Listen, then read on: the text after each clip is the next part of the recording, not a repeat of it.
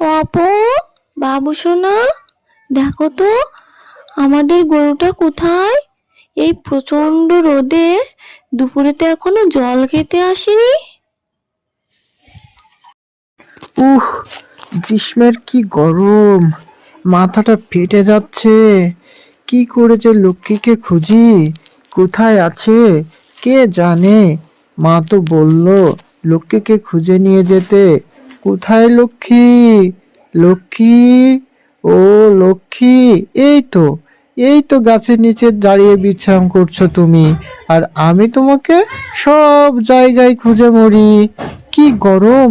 তুমি এখনো বাড়ি যাওনি কেন? মা তোমাকে জল খাওয়ানোর জন্য অপেক্ষা করছে।